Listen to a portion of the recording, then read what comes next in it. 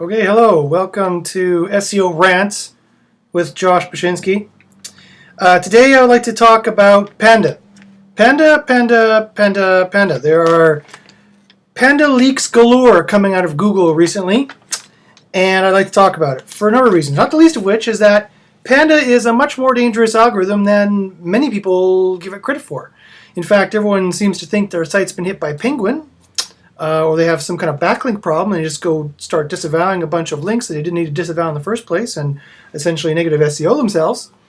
Panda is a much more insidious algorithm that actually, in my experience, affects way more sites.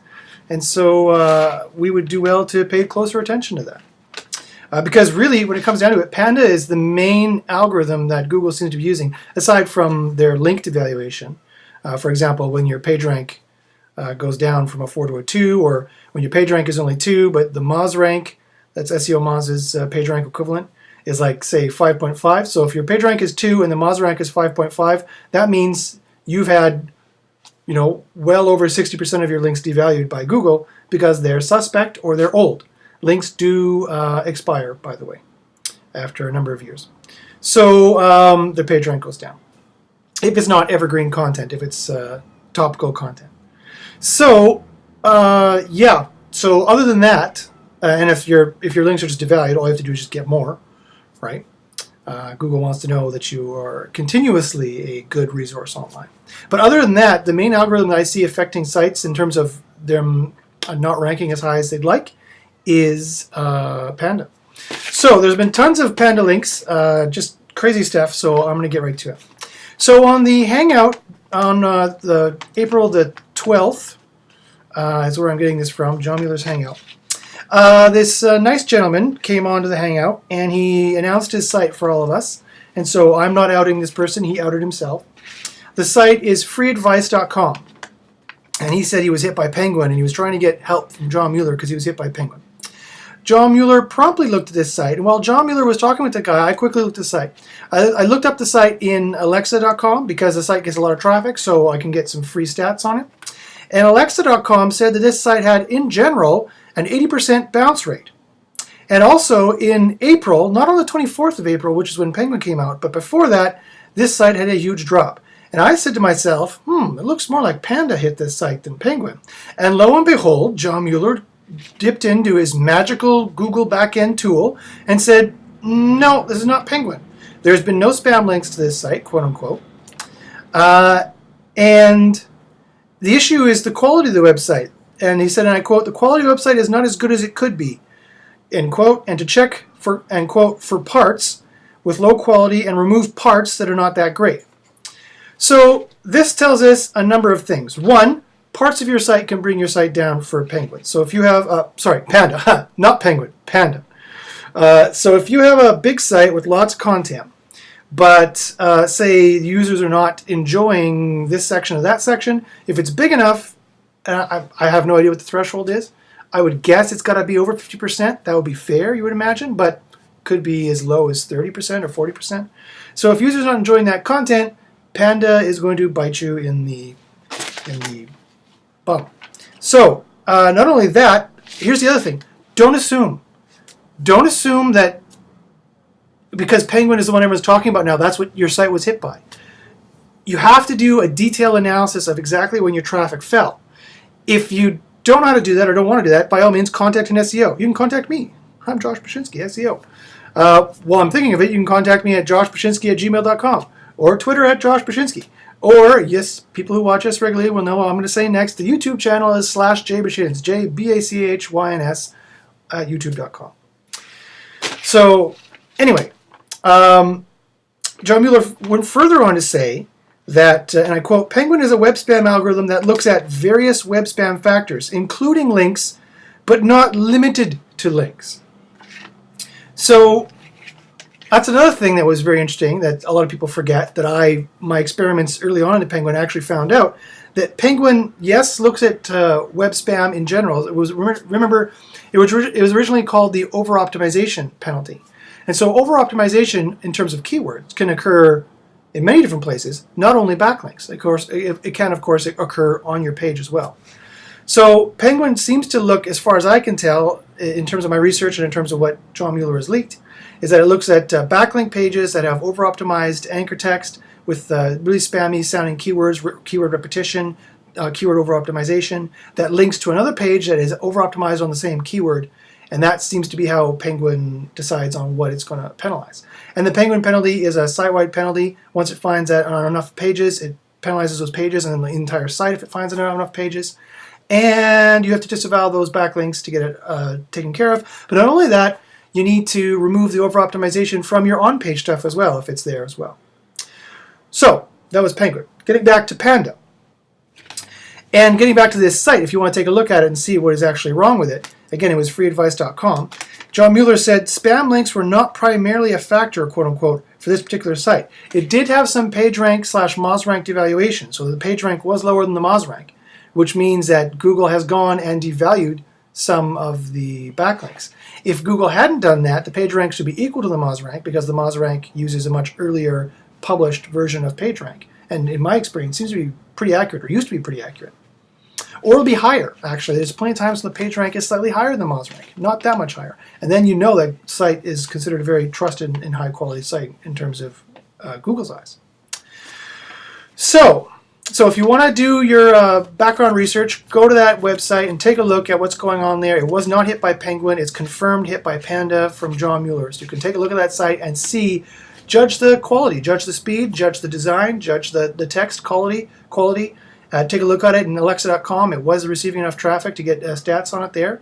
And you can get an idea of what Panda looks like. And if it looks like your site, if your site looks worse, well, then you might have trouble coming up for you. Okay, the next thing that Mr. Mueller, the fantastic Google guy, leaked out, he mentioned that most algorithms that Google are using these days are site-based, that they do work on a threshold. This is kind of, they don't like to say it's a penalty, but this kind of works on it being a penalty, tongue-in-cheek penalty, that if there's any problem with the site, if they lose trust in the site at all, any pages in the site at all, they kind of lose trust in the site overall. Because you have to remember, they have more than enough pages to rank. They have a surplus of pages that they can rank. It's too many to rank. And so they have no problem being very flippant and being like, okay, yeah, we don't trust you anymore, punt, you're out of there. And they'll try the next site, as long as it has the usage metrics that people are enjoying. And here's another leak that John Mueller. So getting off the Panda, I'll keep going with Panda, then I'll try and get back to this one. Okay, so moving on with more leaks for Panda from the same Hangout. It was the Panda Crazy Hangout. So here's Panda Crazy stuff. Talking about empty article pages. He started going on a bit of a rant about Panda, and apparently this is annoying him. And it's also annoying me because not a lot of people know about it. So I'm going to give you the straight goods on Panda. For example, if the title says blue shoes and the page is empty, or it is thin, or it is auto-generated content, or it's user-based content, or it's not very high-quality content, or it's when a user goes there and says, and I quote from John Mueller, "This really doesn't answer my question," end quote, and thus they retry, and then he said, and I quote, "This is something our algorithms try to figure out and react to that," end quote. And that they aggregate that data. So, I mean, I know this sounds like a broken record to those of you who have listened to a number of my rants before. John Mueller said this before, I've said this before, but now he's getting very, very blunt about exactly how the Panda algorithm works. It works based on user metrics that they aggregate, and it takes a month or two for them to aggregate the user metrics, how much your users are enjoying your landing pages, your indexed landing pages in Google. Because I asked him, is it indexed landing pages or is it all pages, whether indexed or not? He said, no, it's just the indexed pages in Google that they care about. So it's your indexed landing pages that people land on. Are they enjoying it or not? If enough people are not enjoying enough of your landing pages, you're going to have a Panda problem. You're going to have a ranking problem. And this user metrics problem, this user experience or UX problem, is a much larger problem than, in my opinion, pretty much all the other algorithms combined. All right? Virtually every site I do that has lost ranking and comes to me and asks why, it is always Panda, and I can show that in the user metrics. I can show that in the data. I can say, look at all these people who are bouncing off your site on these pages, who searched for this, came here, didn't like what they found, and left within under 7 seconds, or whatever, 5 seconds. This is not good. Clearly, unless you're running a weather site or a something like a lottery ticket site or something like that, where they get, or sports stats, where they get really quick information. Clearly, this is not satisfying that searcher query, whatever what it is they wanted to find out in terms of information, or what they wanted to do on your site. So you've got to provide the best, the most wow, awesome content possible. So that not only do you satisfy the searcher intent, but you impress them so much they actually share it on social. They might even, heaven forbid, give you a link, right? This thing that's supposed to happen on the internet doesn't really happen that much anymore, but at least they can share you on social, and Google is trying to track this somewhat. All right. Then he went on to say, and I quote, this is a verbatim quote from John Mueller, for any of you who think I'm making this crap up. He says, and I quote, check analytics for the bounce rate, end quote. He was talking about that in conjunction with the users enjoying the site. So he said many times before that they don't use bounce rate alone. That's too messy a signal. But they do use search retries, where a user searches for red apples, goes to your site, because in the titles it said, this is the best site for red apples. Good title. You know, that sounds pretty good. Sounds like it would entice them to click on it. It sounds it's about red apples, very clearly labeled. Okay, they go to it, but instead it's about blue lemons. Okay, so the user, or it's too slow, or the design is too ugly, or there's too many ads, or they had to scroll down too far, or something along those lines, or they didn't quite like your sales pitch, or something like that, and they bounced back and they tried another site. If that happens too much, with too many people across too many of your pages, you're going to have a Panda problem, right? And for those of you who think that it's all about duplicate content, or empty pages, or garbage pages, or pages with a lot of gibberish on it, that's part of it, but not really, because John Mueller went and had this massive leak, and I'm going to quote him verbatim again. Quote, it's not really even a matter of the text on your website, but how you present it to users, end quote.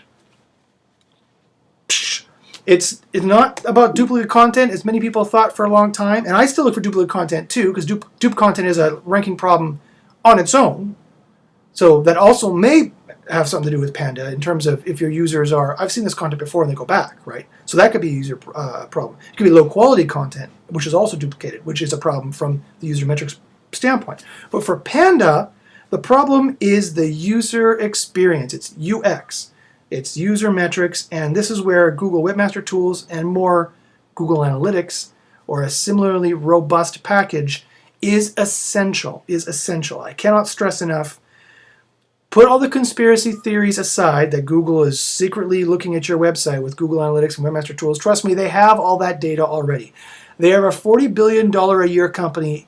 Do you really believe if they wanted the data, they would not have it? They do. They own Chrome, they have ties into Firefox, they have all kind of back deal partnerships, OAuth partnerships with Facebook and whatnot. They have all the information they could possibly want. So the only thing you're doing by not installing Google Analytics and Webmaster Tools is shooting yourself in the foot, because you can't see if there's a problem. You have a coal mine with no canaries, right? So put canaries into your coal mine and install Google Analytics or Webmaster Tools, or something that is equally as robust and easy to use. Quite frankly, I've used other ones like Site Catalyst or Clicky or whatever they're called. They don't have enough information, and quite frankly, they don't present it in the right way. I'm not a Google enthusiast. They don't pay me any money. I'm not one of these white hat zealots getting on his white hat soapbox and white hatting, hail white hat away. But I just happen to like Google Analytics because it actually is pretty simple to use and has all the data there that you need. So those are all the crazy Panda leaks, and I'm not making that up. That is, you can go into the Hangout on the 12th of April with John Mueller, and he says all that stuff. And Panda really is a large problem. And if you want it fixed, by all means, you can check it out yourself by going into Google Analytics and seeing the bounce rates on your pages. Or if you want a detailed analysis from a professional, namely me, you can, by all means, email me and I'll help you out. joshbachynski@gmail.com. Okay, he had another leak which was also very interesting. People asked him, should they buy age domains? A lot of people are also crazy about buying age domains. I know it used to be a big tactic back in the day, and I've done it myself. But these days, it's not really worth doing anymore. I know I've said it before, maybe 4 months ago, but I'm going to say it again. Is that these days, most age domains, people are either using them or they're ditching them. The reason why they're ditching them is because they had some kind of penalty on them. Either they bought them with a penalty and they couldn't get them to rank, or they had them ranking and they got them penalized. There are thousands and thousands and thousands of sites being penalized. And the more spammy your niche, and the more competitive the niche, the more money in the niche, the more spammy it probably is, and the more that people had a spammy domain, got penalized, and now are trying to offload it.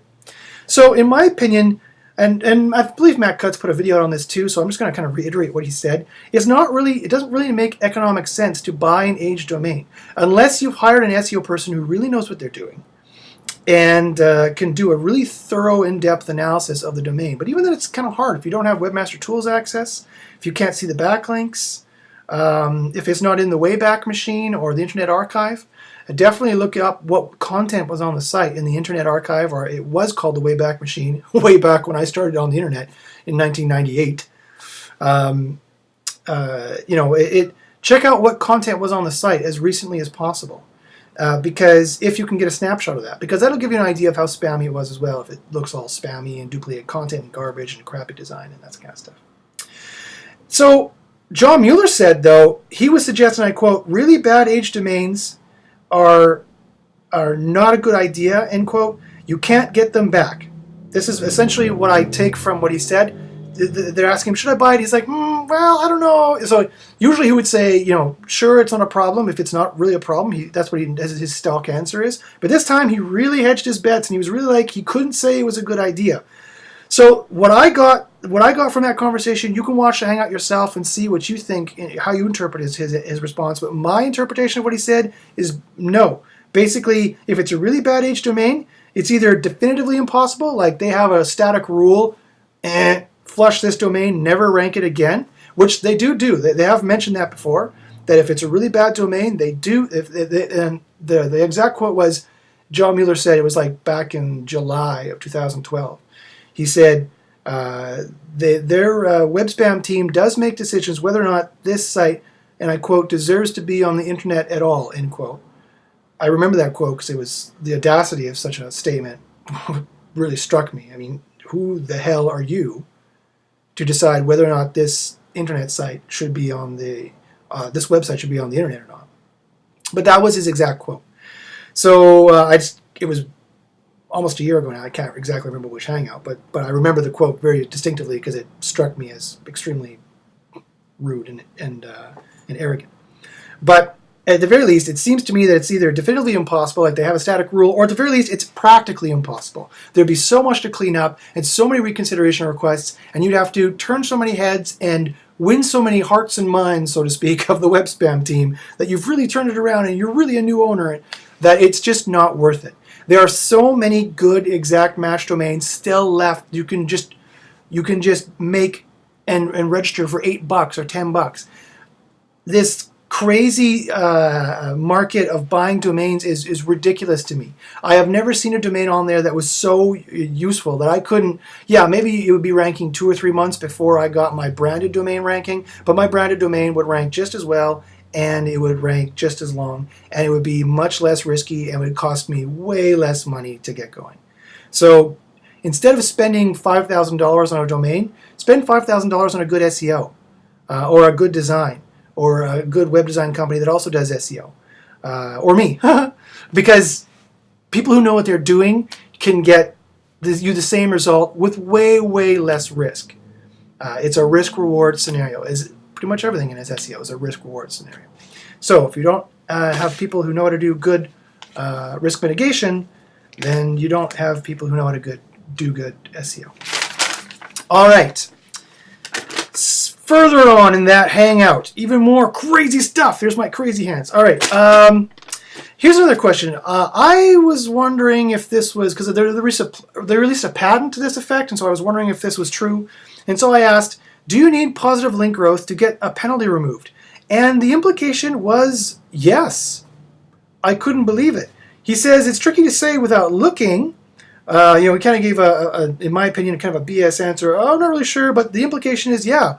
If your site had so many link growth a day, it was getting 10 links a day or whatever, 50 links a day, or something along those lines, or 50 links a month, and you get an unnatural link notice, and suddenly that stops completely, and you're getting 0 links. They know right away that you've been buying links, and you got scared, and you stopped right? Because a good quality site should continue to get links. They know the links are going to go down a bit if they've really deranked it because it's getting less traffic, but they have a ratio, right? If you're getting 1,000 visitors today and you're getting 100 links off of that, if you go down to 100 visitors today, you should be getting, 10 links off of that, or 1 link off of that, or in somewhere in that ratio. It shouldn't drop to 0, so they know you'll be getting totally bought links.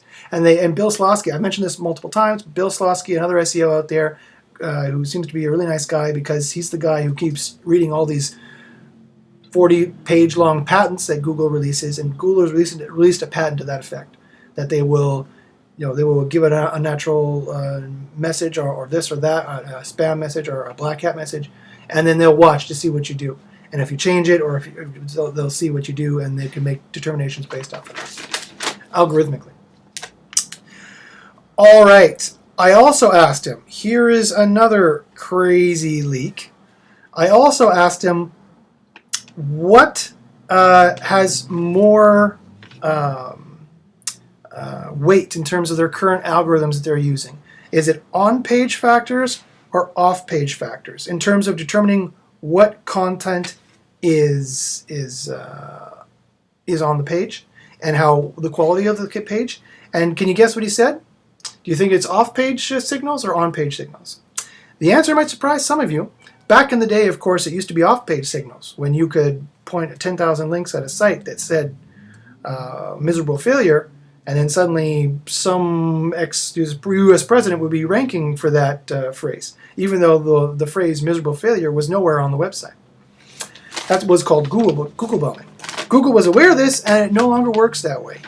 John Mueller indicated, surprisingly, that on-page trumps off-page signals for determining the relevancy of a page. They still use off-page signals, obviously. They use links and they use social signals to determine how authoritative the page is, how well liked it is. But to determine what the page is about, they've gotten pretty darn good at determining what the page is about by using on-page signals. And he said this, and this was very interesting. He said, and I'm paraphrasing, but this is more or less what he said. Even if a site has authoritative links, he said, we still won't show the page if it has bad user metrics. They still won't show the page if it's low quality.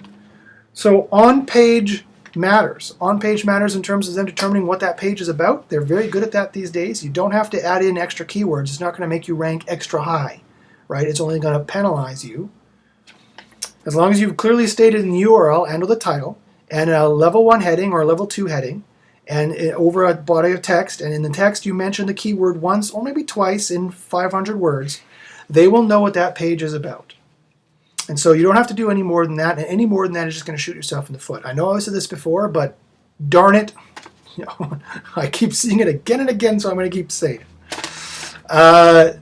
And so not only that, but if you have bad user metrics, they're not going to show the site either, right? So on page, they've realized that off-page signals really can be used to be spammed. And so think of it this way. All the signals that are hardest to spam are the ones they're going to trust the most. So on-page signals, what the page is about. It's pretty hard to spam that. The page is clearly about XYZ, and so they're going to rank you for XYZ, right? The URL is hard to spam. There's only so many domain names you can buy. Of course, you can name it whatever you want on your site, so that has less relevance, but it does still have some relevance.